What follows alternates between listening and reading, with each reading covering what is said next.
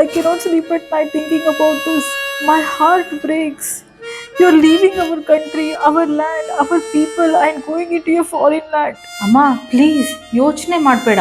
ನಮ್ಮ ಮೈಸೂರು ಮಹಾರಾಜರು ನಮಗೆ ವಿದ್ಯಾ ಬುದ್ಧಿ ಕೊಟ್ಟು ನಮ್ಮನ್ನ ತುಂಬ ಕಾನ್ಫಿಡೆಂಟಾಗಿ ಬೆಳೆಸಿದ್ದಾರೆ. We can definitely look after ourselves. Education is fine, but those British, they're very cruel people. You're going to live amongst them. ಹೋಲಿ ಇವೆಲ್ಲ ಬಿಟ್ಬಿಡು, ಪ್ಯಾಕಿಂಗ್ ಕಡೆ ಗಮನ ಹರಿಸೋಣ. ಕರೆಕ್ಟಾಗಿ ಎಲ್ಲ ಪ್ಯಾಕ್ ಮಾಡ್ಕೊಂಡಿದ್ಯಾ ನೀನು? ನೋಡೋಣ ಬಾ. ಸೀರೆಗಳು, ಟವಲ್ಸು ಎಲ್ಲ ಕರೆಕ್ಟಾಗಿ ಪ್ಯಾಕ್ ಮಾಡ್ಕೊಂಡಿದ್ಯಾ ಅಲ್ವಾ?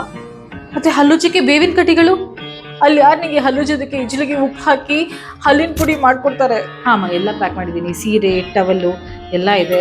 ಹಲ್ಲು ಉಜ್ಜೋದಕ್ಕೆ ಈ ಬೇವಿನ ಕಡ್ಡಿ ಕೂಡ ತೊಗೊಂಡಿದ್ದೀನಿ. ಅದು ಖಾಲಿ ಆದರೆ ನೀನು ಮಾಡ್ಕೊಟ್ಟಿರೋ ಹಲ್ಲಿನ ಪುಡಿ ಈ ಡಬ್ಬದಲ್ಲಿದೆ. ಹಾಂ, ಒಳ್ಳೇದು. ಈಗ ದುಡ್ಡಿನ ಬಗ್ಗೆ ಮಾತಾಡೋಣ. ಅಲ್ಲಿ ಹೋಗಬೇಕು ಅಂದರೆ ಅವ್ರ ದುಡ್ಡು ತೊಗೊಂಡಿದ್ದೆ ತಾನೇ? ಹಾಂ, ಕರೆನ್ಸಿ ಎಕ್ಸ್ಚೇಂಜ್ ಮಾಡಿಸ್ಕೊಂಡಿದ್ದೀನಿ.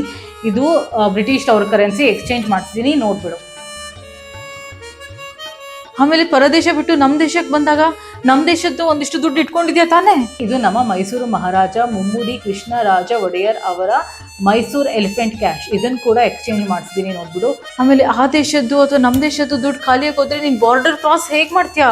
ಹಾಂ, ಅಕಸ್ಮಾತ್ ಏನಾದರೂ ಕಾಸು ಮುಗ್ದೋದ್ರೆ ಅಂತ ನಾನು ಈ ರಹದಾರಿ ಪಾಸ್ ಕೂಡ ಮಾಡಿಸ್ಕೊಂಡಿದ್ದೀನಿ. ಇದರಲ್ಲಿ ಪೇಟೆ ಚೌಕಿ ಸೀಲ್ ಕೂಡ ಆಗಿದೆ, ನೋಡ್ಬಿಡು.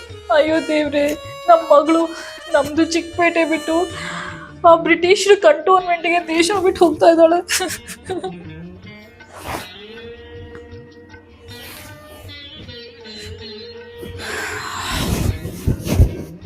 ಅಮ್ಮ ಹೋಗಿ ಬರ್ತೀನಿ, ಯೋಚನೆ ಮಾಡಬೇಡ. ಕಂಟೋನ್ಮೆಂಟ್ಗೆ ಕಬ್ಬನ್ ಪಾರ್ಕಿಂದ ಬರೀ 25 ನಿಮಿಷ ನಡಿಬೇಕು.